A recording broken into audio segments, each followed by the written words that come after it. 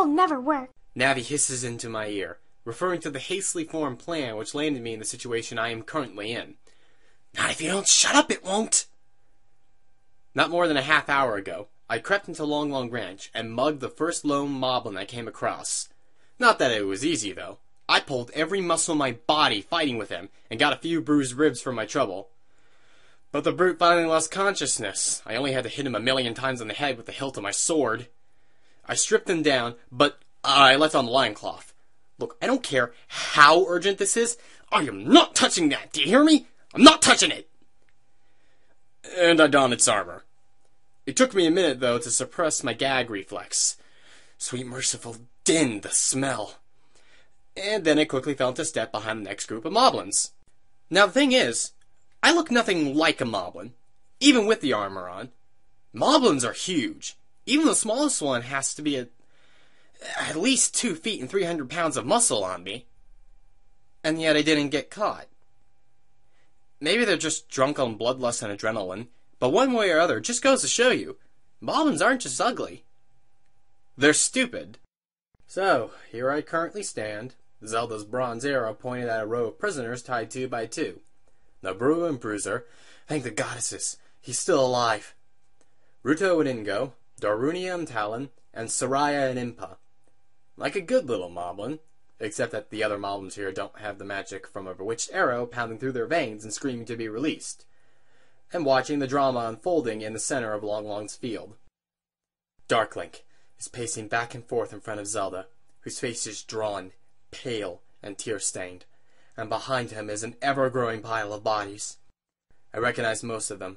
They're all from Castletown, and I had the privilege of watching the last 2 die. Darklink dragged them out in front of Zelda and screamed, "Hero of Time!" at her in what, despite the sheer volume of the shriek, was apparently a question. However, I'm the only one who can actually hear Darklink, so Stalfos asked her in its horrible, dry, dusty, scraping voice where I was. She replied she didn't know. Darklink took his time killing the people he dragged out in front of her. The Stalfos made sure Zelda watched. Damn. These bastards are serious about finding me.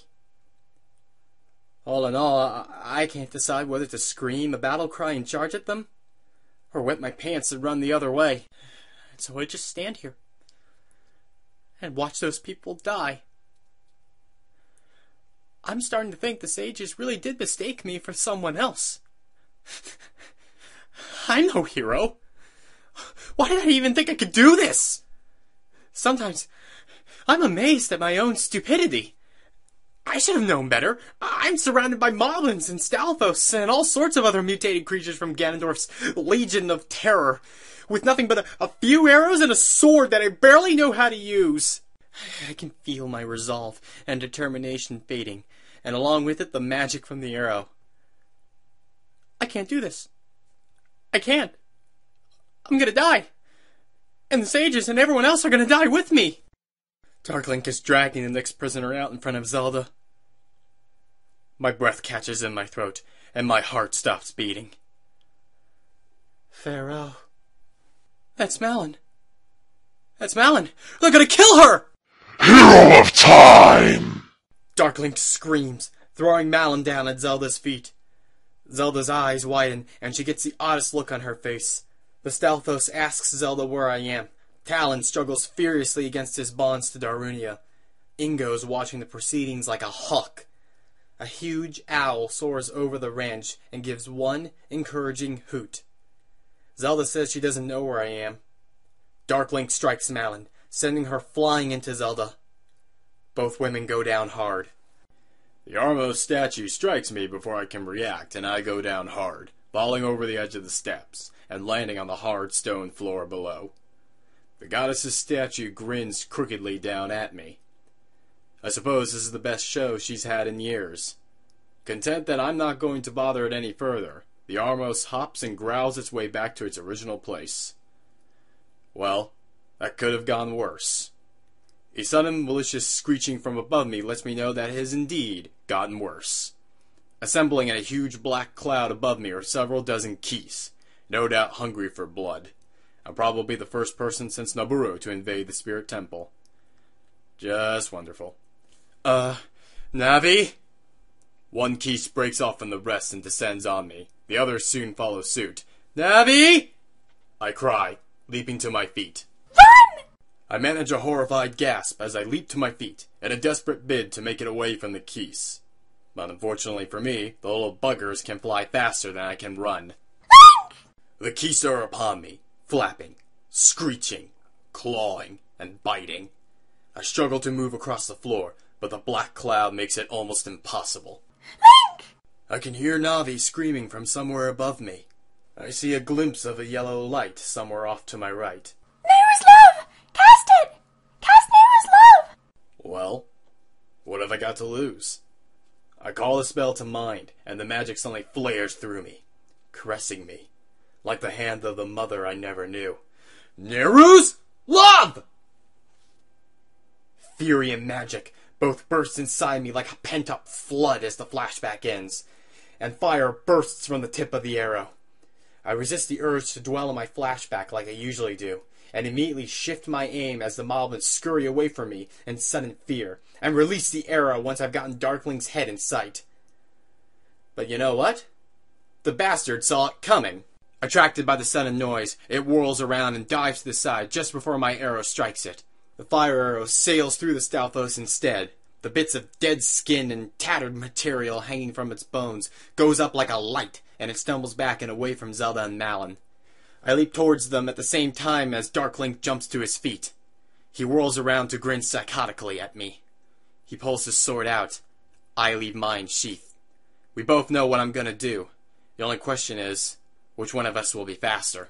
I bring the spell to mind and the magic bursts inside of me, even as I throw myself at Zelda and Malon. Darkling lunges for the two, his sword extended. I'm not gonna make it. I'm not gonna make it. I throw myself on top of both women at the same time as Darkling's sword begins its descent. Nayru's love! I scream, pulling Zelda and Malon as close to me as I can from my position on top of them. A soft, humming sound rings on the air, and a gentle bluish light infuses everything around me. Darkling's sword clangs uselessly off of the shield of protective blue light. Link! What are you doing here, you dummy? She hits my shoulder.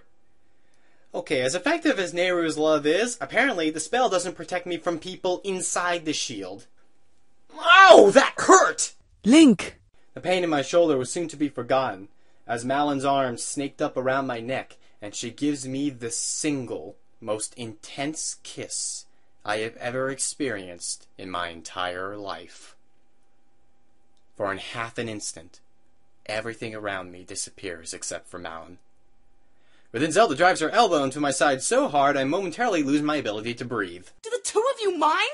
We've got more serious issues to deal with. True though that may be, which, by the way, as this is going on, Darklink is hacking away at my ever-shrinking shield like a man possessed. But beyond that, I can't help but get the feeling that's not the reason she's mad. Not that I would know what the real reason would be. Maybe she's uncomfortable with public displays of affection. You never know. She is a princess. Maybe they're not allowed to do that or something. But you know what's really funny?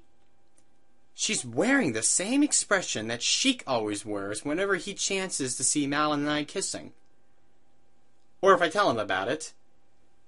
Or mention Malon's name. Now that's just odd. I kiss Malon once more. Partially for my own enjoyment, and partially to get revenge on Zelda for bruising my side. Then I turn back to the princess. Okay, alright ladies, here's the thing. I haven't really thought this through at all. In fact, this plan, the thing I just did right now, I kind of made it up as I went along. Is that bad? Zelda glares at me. Some things never change. Let me fill you in then on what you've just done. What you've just done is put the whole of Hyrule in jeopardy because of your foolishness. That's what you've just done. Oh. Navi made me do it. Conveniently, the little fairy is too busy sparkling with yellow light over Darkling's head, and just outside the shield to hear me and defend herself. Zelda makes a disgusted noise. Hey, at least he rescued us. If you'd rather be dead. I would rather die 1,000 times than watch what Ganondorf will do to Hyrule if he gets his hands on Link. Our lives don't matter in the grand scheme of things. And what good is Hyrule if all of its people die due to an unwillingness to risk one life? Maybe Hyrule will be safe, but it will be pretty empty. Is it just me? Or is there something going on between these two that's currently zooming way over my head right now? Hey, ladies, yeah, I just added a new step to my made-up plan. They both turn their glares on me. What? I draw my sword and leap off them as Dark Link at last breaks through my shield. Step 2! Go free the sages! I shout, slashing at Dark Link. I don't notice whether or not they listen to me. I'm a little involved in keeping my head attached to this thing called my body. Dark Link was ready for me when I leapt at him. Surprise, surprise. And it's taking all my focus to fight him. Not that I can really call what we're doing fighting. No, if I were to give a name to this style, it's more like getting my ass kicked. The vague flashes of inspiration I get from time to time and how to use this hunk of metal in my hand aren't nearly enough to let me compete against Psycho Me. I might have the inspiration, but he's got experience and skill. I don't remember my experiences, and therefore don't have the skill. Case in point, ladies and gentlemen. I slash at him with the Master Sword. He blocks it with his shield and slashes at me with his sword. I block with my arm, and now my arm starts to bleed. Note to self, everyone. When engaging evil dark shades in battle, having a shield is the most important thing you can have. Write that one down. I cry out and stumble backwards, resisting the urge to drop my sword and clutch at my arm. Oh my god, that hurts. I can't believe my arm is still attached. I raise the Master Sword and wince when Dark Link's sword strikes it. I lose my balance and fall over, the Master Sword flying from my hand and skidding across the grass. Hero of time! Dark Link cries triumphantly, taking advantage of my prone position and leaping at me, sword extended. I'm dead. I'm dead, I'm dead, I'm dead, I'm dead, I'm dead. I am so dead. No, wait. No, I'm not dead. I'm not dead. I'm okay. What just happened? What just happened is Bruiser and Darunia have double-teamed Dark Link. Bruiser's put Psycho Me in some kind of wrestling hold, and Darunia is beating on him. Run, kid! Bruiser bellows at me in that tone of voice he always uses when he fully intends to kick my ass if I don't do what he just said. I've never disobeyed that tone of voice before. I have no intentions of doing so now. I scramble to my feet and run towards my sword. My hand reaches out and wraps around the hilt just as something hard wraps around my neck from behind me and lifts me, kicking and struggling, into the air. It's the Stalfos, the one I shot with the fire arrow. It's not dead. Or whatever it happens to an undead being after you kill it again. Its grip tightens on my throat and my vision starts to swim. I tighten my grip on my sword before I can drop it again and struggle frantically to get out of its grasp. Moreau, it's getting really hard to breathe. Suddenly, a furious whinny splits through the fog pervading my head, and suddenly I can breathe again as I topple towards the ground. Fairy boy! Malon cries, leaping off of Epona, who, I notice, is busily pummeling the Stalfos into a pile of bone dust with her hooves. I said it before, I'll say it again. Goddess, I love that horse. I cough weakly as Malon helps me to my feet, rubbing my throat in pain with my good hand. Are you all right, Link? Malon asks, looking at me in concern, her hand warm and comforting as she pulls my hand away from my throat and looks at it critically. Never better. Yeah, right. She says with a wry grin, ripping off a piece of her already very tattered sleeve and tying it around my bleeding arm. You're probably going to need stitches, but that doesn't matter now. Your new girlfriend's right. You shouldn't be here. Bruiser told me all about the Hero of Time business while we were at... Whoa, hold up a second. What? Zelda is not my girlfriend. She raises an eyebrow at me. Could have fooled me, the way she was acting. She says with a dark frown. Okay, yeah, I definitely missed something. I know I did. The way she was acting? Okay, let me see. Let me put up my checklist. She hit me. She elbowed me. And she yelled at me. Okay, I can see where you're going from. But no, seriously, we're not a couple. I throw her a crooked grin. Besides, she's a blonde. I prefer redheads. Malon gives me a kind of sad smile. Sure thing, fairy boy. But the hero of time business isn't the only thing Bruiser told me about you. I frown at her. Malon, I'm serious. I don't know what Bruiser's been telling you, but there is nothing between Zelda and I. Nothing. She's not my girlfriend. If anyone is my girlfriend, it's you. She hesitates. You really mean that? I think about it for a minute.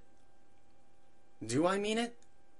I mean, Malon and I fool around all the time, but we've never actually said... I mean, it's never been official. But you know what? I think we've waited long enough. Yeah, I think I do. Malon, I want you to be my girlfriend. If you don't mind, that is. She smiles at me. Why would I mind, fairy boy? That's the best news I've had in weeks. I grin stupidly at her and open my mouth to reply, but we're cut off by a cry from our right. We both whirl around, and Malon's eyes widen in horror when she spots Talon being set upon by 3 moblins at once. Dad! She shrieks and immediately takes off at a run. I slam the Master Sword back into its sheath and start to run after her, but someone grabs the back of my shirt and hauls me backwards. Not so fast, kid. We've got to get you out of here. Wait, what? No! I cry, struggling furiously against her grip. I gotta help them! Malon and Talon aren't fighters! Neither are you. Bruiser says, materializing out of the smoke at my side. Not yet. I'll help the Lon-Lons, kid. You go with Nabooru. Before I can argue, he lifts me up by the scruff of my neck and practically throws me on Epona. Nabooru hops on behind me and promptly wraps her arms around me and grabs the reins, effectively holding me in place. Bruiser! Bruiser, wait! I try to fight Nabooru, but with one good arm, it's just not happening. Bruiser! Bruiser fixes me with an odd look. When they came to me 7 years ago and asked me to take you in, I agreed out of duty. I never actually thought... He stops and rubs his head ruefully, unaccustomed to sappiness in our relationship. When you didn't come back after delivering the arrows, I panicked. That was the single worst night of my life. And then the moblins attacked. I was sure you'd died. I don't think I've ever been that upset in my life. I don't know. You were pretty upset the day I put that Dooku nut in your shoe, and it exploded when you put it on. I say, unaccustomed to the sappiness myself. Bruiser smiles at me. It's one of the rare things I hardly see him do. Then looks at Nabooru. Take care of him, huh? Nabooru offers him a smile, another rare thing, and nods once before flicking the reins. Take care of him! I can take care of myself! You hear me? Bruiser! I shout uselessly back at him as Epona takes off and Bruiser heads off to help the Long-Longs. Nabooru shakes her head at me, but doesn't say anything, a fact for which I am thankful. I turn back to face the area ahead of us as Epona runs through the moblin ranks and heads for the entrance to Long Ranch. Why do I get the feeling I am never going to see Bruiser or Malon or any of the others ever again? A brief interlude. Zelda stares at Malon in surprise. The red-haired girl has an odd expression on her face. He asked me to be his girlfriend. He meant it too. I just wanted to let you know. Zelda keeps her face carefully expressionless as the moblins close in around them. I'm happy for you. Impa suddenly bursts through the moblins, seated on the back of one of Long-Long's horses, her sword flashing and dancing as she cuts through their ranks. She gallops up to Zelda. Princess, we have to go. It's not a request. Malon and Zelda continue to hold each other's gaze. Tears suddenly spring up in Malon's eyes. You'll take care of him. Promise me. Zelda nods once. You can come. She starts to say, but Malon cuts her off with a sharp gesture. Bruiser and my dad are caught again. I have to go with them. I'll have to surrender. Besides, I'd only be in the way of you and him. He might not. Zelda starts to say as Impa drags her up into the saddle, but again, Malon cuts her off as she steps back towards the moblins. I know, Link. I know. She shakes her head and turns around and charges the moblins. Malon! Just go! Malon calls back as the moblins surround her. Take care of him! Impa digs her heels into the horse's flanks, and she and Zelda take off, running towards the entrance of Long Long Ranch. Zelda can't resist casting a glance over her shoulder. Talon, Ingo, Malon, Bruiser, Darunia, Ruto, Soraya, and the rest of Castletown's residents are all captured once again. There's no sign of Nabooru and Link. They might have gotten out. She turns back to face the front as tears start to fall down her own face. They had to have gotten out. They just had to.